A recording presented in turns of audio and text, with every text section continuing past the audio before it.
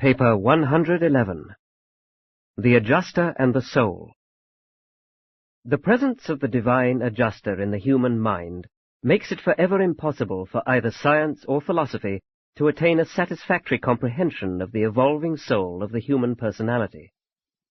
The Urantia soul is the child of the universe, and may be really known only through cosmic insight and spiritual discovery.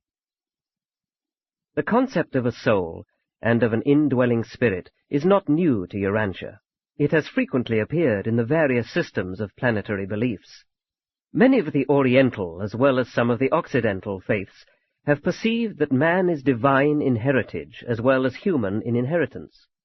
The feeling of the inner presence, in addition to the external omnipresence of deity, has long formed a part of many Urantian religions. Men have long believed that there is something growing within the human nature, something vital that is destined to endure beyond the short span of temporal life. Before man realized that his evolving soul was fathered by a divine spirit, it was thought to reside in different physical organs: the eye, liver, kidney, heart, and later the brain. The savage associated the soul with blood, breath, shadows, and with reflections of the self in water. In the conception of the Atman, the Hindu teachers really approximated an appreciation of the nature and presence of the adjuster, but they failed to distinguish the co-presence of the evolving and potentially immortal soul. The Chinese, however, recognized two aspects of a human being, the yang and the yin, the soul and the spirit. The Egyptians and many African tribes also believed in two factors, the ka and the ba. The soul was not usually believed to be pre-existent, only the spirit. The inhabitants of the Nile Valley believed that each favored individual had bestowed upon him at birth, or soon thereafter, a protecting spirit, which they called the Ka. They taught that this guardian spirit remained with the mortal subject throughout life, and passed before him into the future estate. On the walls of a temple at Luxor, where is depicted the birth of Amenhotep III, the little prince is pictured on the arm of the Nile god, and near him is another child, in appearance identical with the prince, which is a symbol of that entity which the Egyptians called the Ka. This sculpture was completed in the 15th century before Christ. The Ka was thought to be a superior spirit genius, which desired to guide the associated mortal soul into the better paths of temporal living, but more especially to influence the fortunes of the human subject in the hereafter. When an Egyptian of this period died, it was expected that his Ka would be waiting for him on the other side of the great river. At first, only kings were supposed to have Kas, but presently all righteous men were believed to possess them. One Egyptian ruler, speaking of the Ka within his heart, said, "I did not disregard its speech. I feared to transgress its guidance. I prospered thereby greatly. I was thus successful by reason of that which it caused me to do. I was distinguished by its guidance." Many believed that the Ka was an oracle from God in everybody. Many believed that they were to spend eternity in gladness of heart in the favor of the God that is in you. Every race of evolving Urantia mortals has a word equivalent to the concept of soul. Many primitive peoples believed the soul looked out upon the world through human eyes. Therefore did they so cravenly fear the malevolence of the evil eye. They have long believed that the spirit of man is the lamp of the Lord. The Rig Veda says, "My mind speaks to my heart." 1. The mind arena of choice. Though the work of adjusters is spiritual in nature, they must perforce do all their work upon an intellectual foundation. Mind is the human soil from which the spirit monitor must evolve the Urantia soul with the cooperation of the indwelt personality. There is a cosmic unity in the several mind levels of the universe of universes. Intellectual selves have their origin in the cosmic mind, much as nebulae take origin in the cosmic energies of universe space. On the human, hence personal, level of intellectual selves, the potential of spirit evolution becomes dominant, with the assent of the mortal mind because of the spiritual endowments of the human personality, together with the creative presence of an entity point of absolute value in such human selves.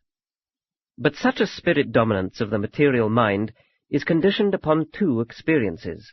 This mind must have evolved up through the ministry of the 7 adjutant mind spirits, and the material, personal self must choose to cooperate with the indwelling adjuster in creating and fostering the Urantia self, the evolutionary and potentially immortal soul.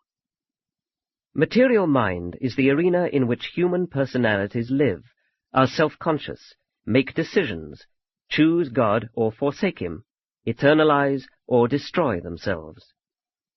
Material evolution has provided you a life machine, your body.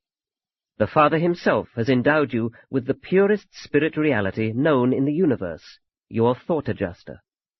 But into your hands, subject to your own decisions, has been given mind, and it is by mind that you live or die.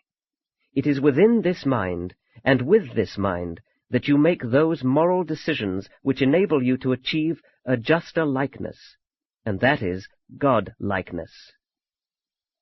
Mortal mind is a temporary intellect system loaned to human beings for use during a material lifetime, and as they use this mind, they are either accepting or rejecting the potential of eternal existence. Mind is about all you have of universe reality that is subject to your will, and the soul, the Urantia self, will faithfully portray the harvest of the temporal decisions which the mortal self is making. Human consciousness rests gently upon the electrochemical mechanism below, and delicately touches the spirit Urantia energy system above. Of neither of these two systems is the human being ever completely conscious in his mortal life. Therefore must he work in mind, of which he is conscious. And it is not so much what mind comprehends, as what mind desires to comprehend, that ensures survival. It is not so much what mind is like, as what mind is striving to be like, that constitutes spirit identification. It is not so much that man is conscious of God, as that man yearns for God, that results in universe ascension. What you are today is not so important as what you are becoming day by day and in eternity. Mind is the cosmic instrument on which the human will can play the discords of destruction, or upon which this same human will can bring forth the exquisite melodies of God identification and consequent eternal survival. The adjuster bestowed upon man is, in the last analysis, impervious to evil and incapable of sin, but mortal mind can actually be twisted, distorted, and rendered evil and ugly by the sinful machinations of a perverse and self-seeking human will. Likewise can this mind be made noble, beautiful, true, and good, actually great, in accordance with the spirit-illuminated will of a God-knowing human being. Evolutionary mind is only fully stable and dependable when manifesting itself upon the two extremes of cosmic intellectuality, the wholly mechanized and the entirely spiritualized. Between the intellectual extremes of pure mechanical control and true spirit nature, there intervenes that enormous group of evolving and ascending minds whose stability and tranquility are dependent upon personality choice and spirit identification. But man does not passively, slavishly surrender his will to the adjuster. Rather does he actively, positively, and cooperatively choose to follow the adjuster's leading, when and as such leading consciously differs from the desires and impulses of the natural mortal mind. The adjusters manipulate but never dominate man's mind against his will.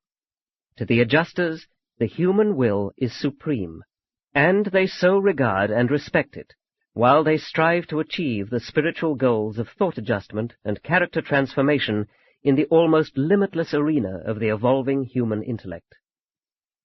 Mind is your ship, the adjuster is your pilot, the human will is captain. The master of the mortal vessel should have the wisdom to trust the divine pilot to guide the ascending soul into the Urantia harbors of eternal survival. Only by selfishness, slothfulness, and sinfulness can the will of man reject the guidance of such a loving pilot, and eventually wreck the mortal career upon the evil shoals of rejected mercy and upon the rocks of embraced sin. With your consent, this faithful pilot will safely carry you across the barriers of time and the handicaps of space to the very source of the divine mind, and on beyond, even to the Paradise Father of adjusters. 2. Nature of the soul. Throughout the mind functions of cosmic intelligence, the totality of mind is dominant over the parts of intellectual function. Mind, in its essence, is functional unity. Therefore does mind never fail to manifest this constitutive unity, even when hampered and hindered by the unwise actions and choices of a misguided self. And this unity of mind invariably seeks for spirit coordination on all levels of its association with selves of will dignity and ascension prerogatives. The material mind of mortal man is the cosmic loom that carries the Urantia fabrics on which the indwelling thought adjuster threads the spirit patterns of a universe character of enduring values and divine meanings, a surviving soul of ultimate destiny and unending career, a potential finaliter. The human personality is identified with mind and spirit, held together in functional relationship by life in a material body.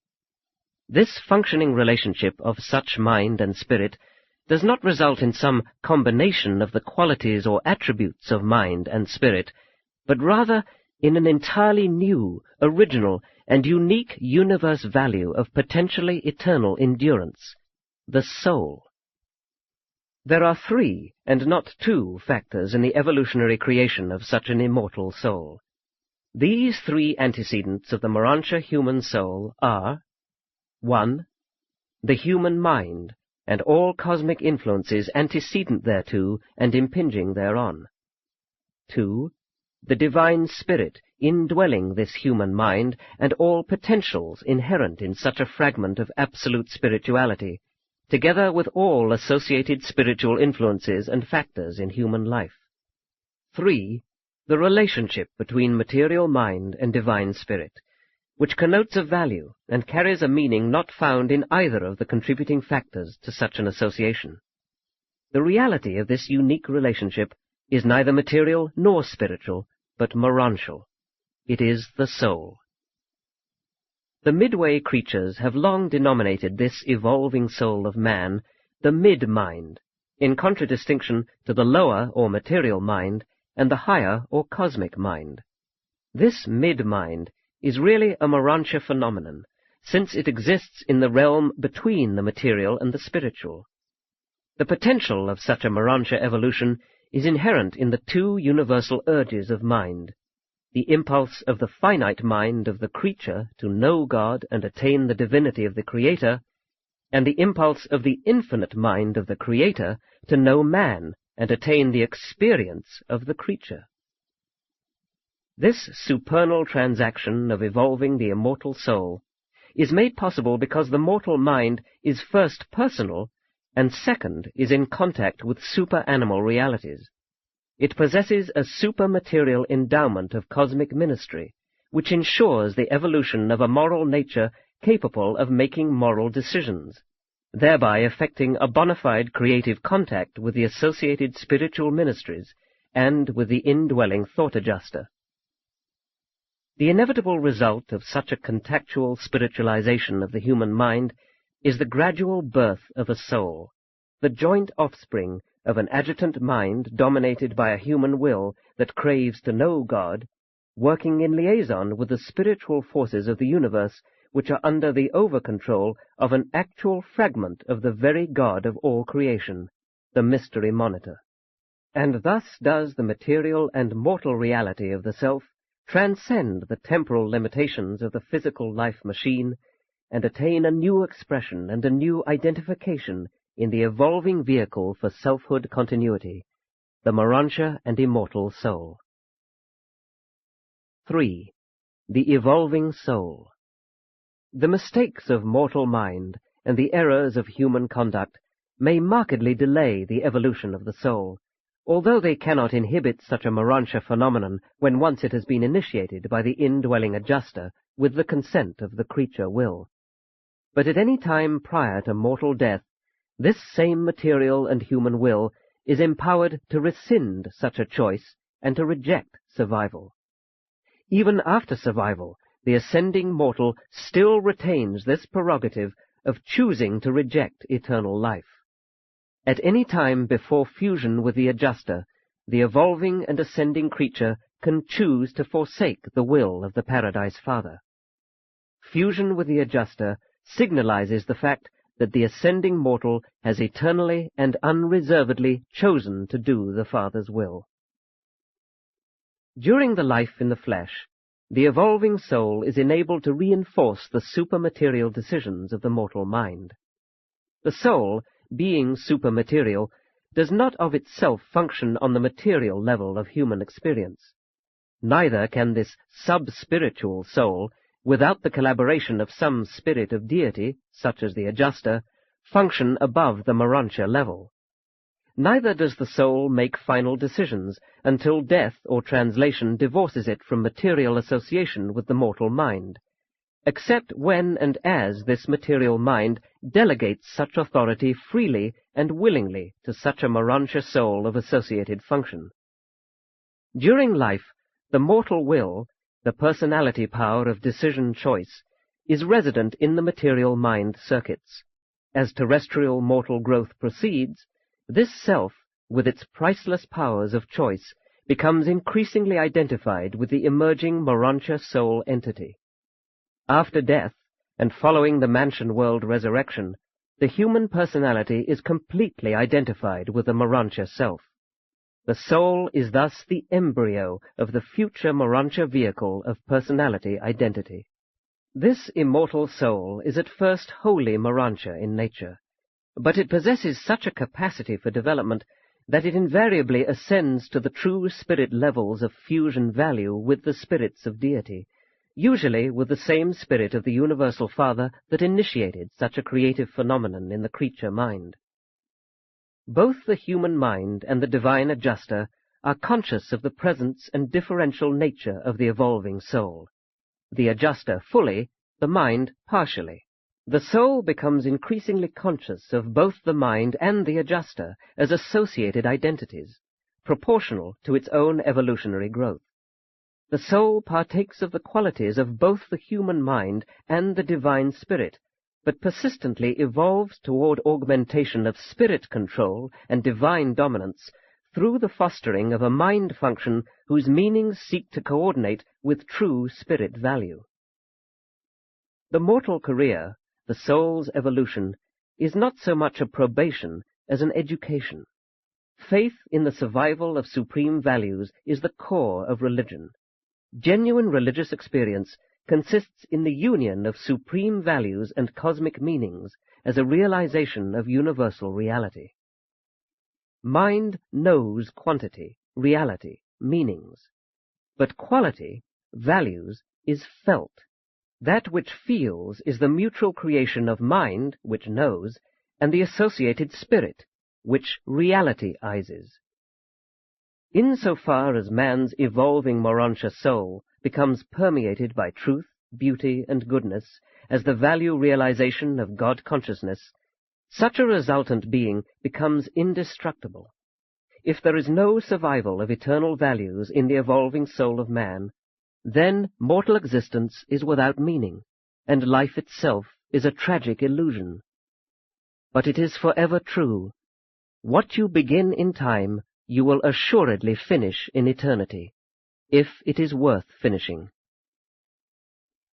4. The inner life. Recognition is the intellectual process of fitting the sensory impressions received from the external world into the memory patterns of the individual. Understanding connotes that these recognized sensory impressions and their associated memory patterns have become integrated or organized into a dynamic network of principles. Meanings are derived from a combination of recognition and understanding. Meanings are non-existent in a wholly sensory or material world. Meanings and values are only perceived in the inner or supermaterial spheres of human experience. The advances of true civilization are all born in this inner world of mankind. It is only the inner life that is truly creative. Civilization can hardly progress when the majority of the youth of any generation devote their interests and energies to the materialistic pursuits of the sensory or outer world. The inner and the outer worlds have a different set of values. Any civilization is in jeopardy when 3/4 of its youth enter materialistic professions and devote themselves to the pursuit of the sensory activities of the outer world. Civilization is in danger when youth neglect to interest themselves in ethics, sociology, eugenics, philosophy, the fine arts, religion, and cosmology. Only in the higher levels of the superconscious mind, as it impinges upon the spirit realm of human experience, can you find those higher concepts in association with effective master patterns which will contribute to the building of a better and more enduring civilization. Personality is inherently creative, but it thus functions only in the inner life of the individual.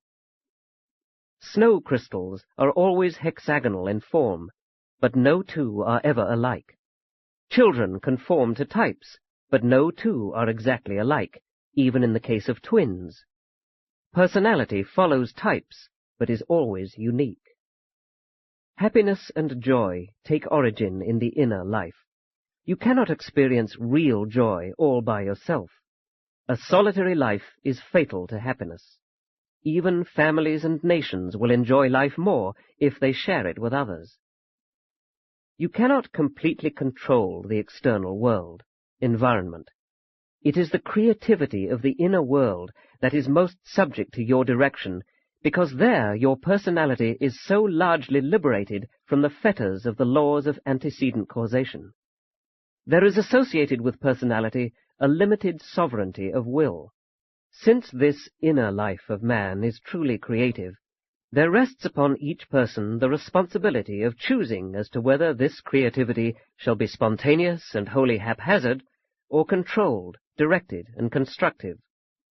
How can a creative imagination produce worthy children when the stage whereon it functions is already preoccupied by prejudice, hate, fears, resentments, revenge, and bigotries? Ideas may take origin in the stimuli of the outer world, but ideals are born only in the creative realms of the inner world.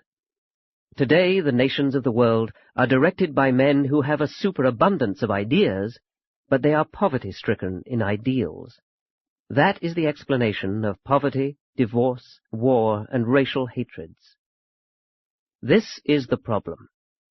If free will man is endowed with the powers of creativity in the inner man, then must we recognize that free will creativity embraces the potential of free will destructivity.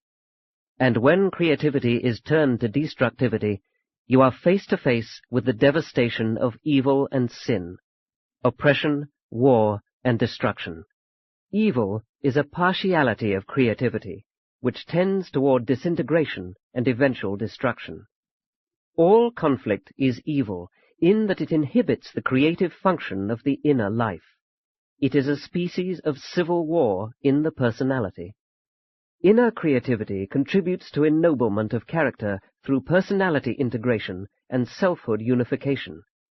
It is forever true. The past is unchangeable. Only the future can be changed by the ministry of the present creativity of the inner self. 5. The Consecration of Choice. The doing of the will of God is nothing more or less than an exhibition of creature willingness to share the inner life with God, with the very God who has made such a creature life of inner meaning value possible. Sharing is godlike, divine. God shares all with the eternal Son and the infinite Spirit, while they, in turn, share all things with the divine sons and spirit daughters of the universes. The imitation of God is the key to perfection. The doing of His will is the secret of survival and of perfection in survival. Mortals live in God, and so God has willed to live in mortals. As men trust themselves to him, so has he, and first, trusted a part of himself to be with men, has consented to live in men, and to indwell men subject to the human will.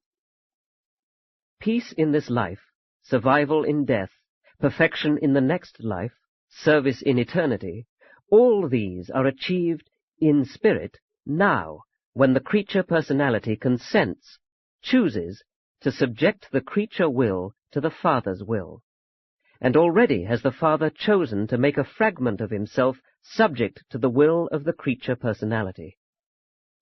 Such a creature choice is not a surrender of will, it is a consecration of will, an expansion of will, a glorification of will, a perfecting of will.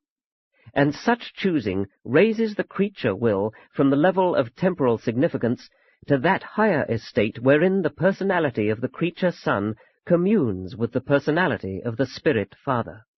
This choosing of the Father's will is the spiritual finding of the Spirit Father by mortal man, even though an age must pass before the creature Son may actually stand in the factual presence of God on paradise. This choosing does not so much consist in the negation of creature will, not my will but yours be done, as it consists in the creature's positive affirmation, it is my will that your will be done. And if this choice is made, sooner or later will the God-choosing Son find inner union, fusion, with the indwelling God fragment, while this same perfecting Son will find supreme personality satisfaction in the worship communion of the personality of man and the personality of his Maker, two personalities whose creative attributes have eternally joined in self-willed mutuality of expression, the birth of another eternal partnership of the will of man and the will of God. 6. The human paradox. Many of the temporal troubles of mortal man grow out of his twofold relation to the cosmos. Man is a part of nature, he exists in nature, and yet he is able to transcend nature. Man is finite, but he is indwelt by a spark of infinity. Such a dual situation not only provides the potential for evil, but also engenders many social and moral situations fraught with much uncertainty and not a little anxiety. The courage required to effect the conquest of nature and to transcend one's self is a courage that might succumb to the temptations of self-pride. The mortal who can transcend self might yield to the temptation to deify his own self-consciousness.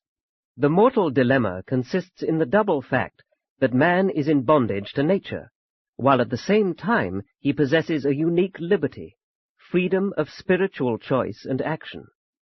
On material levels, man finds himself subservient to nature, while on spiritual levels he is triumphant over nature and over all things temporal and finite. Such a paradox is inseparable from temptation, potential evil, decisional errors, and when self becomes proud and arrogant, sin may evolve. The problem of sin is not self-existent in the finite world. The fact of finiteness is not evil or sinful. The finite world was made by an infinite Creator. It is the handiwork of his divine sons, and therefore it must be good. It is the misuse, distortion, and perversion of the finite that gives origin to evil and sin. The spirit can dominate mind, so mind can control energy. But mind can control energy only through its own intelligent manipulation of the metamorphic potentials inherent in the mathematical level of the causes and effects of the physical domains. Creature mind does not inherently control energy. That is a deity prerogative.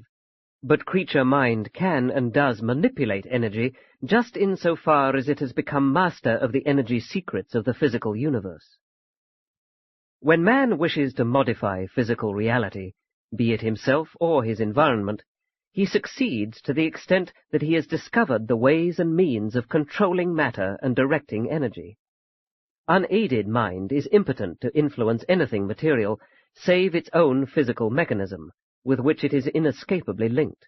But through the intelligent use of the body mechanism, mind can create other mechanisms, even energy relationships and living relationships, by the utilization of which this mind can increasingly control and even dominate its physical level in the universe.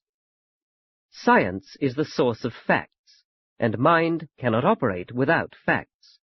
They are the building blocks in the construction of wisdom, which are cemented together by life experience. Man can find the love of God without facts, and man can discover the laws of God without love. But man can never begin to appreciate the infinite symmetry, the supernal harmony, the exquisite repleteness of the all-inclusive nature of the first source and center, until he has found divine law and divine love, and has experientially unified these in his own evolving cosmic philosophy. The expansion of material knowledge permits a greater intellectual appreciation of the meanings of ideas and the values of ideals. A human being can find truth in his inner experience, but he needs a clear knowledge of facts to apply his personal discovery of truth to the ruthlessly practical demands of everyday life. It is only natural that mortal man should be harassed by feelings of insecurity as he views himself inextricably bound to nature while he possesses spiritual powers wholly transcendent to all things temporal and finite. Only religious confidence, living faith, can sustain man amid such difficult and perplexing problems. Of all the dangers which beset man's mortal nature and jeopardize his spiritual integrity, pride is the greatest. Courage is valorous, but egotism is vainglorious and suicidal. Reasonable self-confidence is not to be deplored. Man's ability to transcend himself is the one thing which distinguishes him from the animal kingdom. Pride is deceitful, intoxicating, and sin-breeding, whether found in an individual, a group, a race, or a nation. It is literally true. Pride goes before a fall. 7. The adjuster's problem. Uncertainty with security is the essence of the paradise adventure. Uncertainty in time and in mind, uncertainty as to the events of the unfolding paradise ascent, security in spirit and in eternity, security in the unqualified trust of the creature Son in the divine compassion and infinite love of the universal Father, uncertainty as an inexperienced citizen of the universe, security as an ascending sun in the universe mansions of an all-powerful, all-wise, and all-loving Father. May I admonish you to heed the distant echo of the adjuster's faithful call to your soul? The indwelling adjuster cannot stop or even materially alter your career struggle of time. The adjuster cannot lessen the hardships of life as you journey on through this world of toil. The divine indweller can only patiently forbear while you fight the battle of life as it is lived on your planet. But you could, if you only would, as you work and worry, as you fight and toil, permit the valiant adjuster to fight with you and for you. You could be so comforted and inspired, so enthralled and intrigued, if you would only allow the adjuster constantly to bring forth the pictures of the real motive, the final aim, and the eternal purpose of all this difficult uphill struggle with the commonplace problems of your present material world. Why do you not aid the adjuster in the task of showing you the spiritual counterpart of all these strenuous material efforts? Why do you not allow the adjuster to strengthen you with the spiritual truths of cosmic power, while you wrestle with the temporal difficulties of creature existence? Why do you not encourage the heavenly helper to cheer you with the clear vision of the eternal outlook of universal life, as you gaze in perplexity at the problems of the passing hour? Why do you refuse to be enlightened and inspired by the universe viewpoint while you toil amidst the handicaps of time and flounder in the maze of uncertainties which beset your mortal life journey? Why not allow the Adjuster to spiritualize your thinking, even though your feet must tread the material paths of earthly endeavor? The higher human races of Urantia are complexly admixed. They are a blend of many races and stocks of different origin. This composite nature renders it exceedingly difficult for the monitors to work efficiently during life, and adds definitely to the problems of both the Adjuster and the guardian seraphim after death. Not long since, I was present on Salvington, and heard a guardian of destiny present a formal statement in extenuation of the difficulties of ministering to her mortal subject. This seraphim said, "Much of my difficulty was due to the unending conflict between the two natures of my subject, the urge of ambition opposed by animal indolence, the ideals of a superior people crossed by the instincts of an inferior race, the high purposes of a great mind antagonized by the urge of a primitive inheritance, the long-distance view of a far-seeing monitor counteracted by the near-sightedness of a creature of time, the progressive plans of an ascending being modified by the desires and longings of a material nature, the flashes of universe intelligence cancelled by the chemical energy mandates of the evolving race, the urge of angels opposed by the emotions of an animal, the training of an intellect annulled by the tendencies of instinct, the experience of the individual opposed by the accumulated propensities of the race,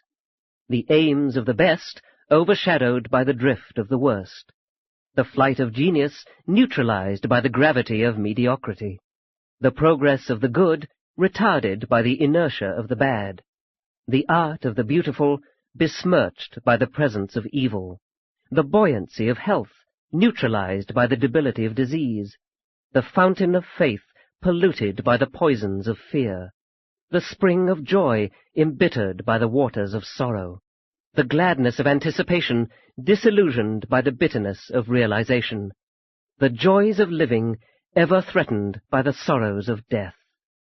Such a life on such a planet.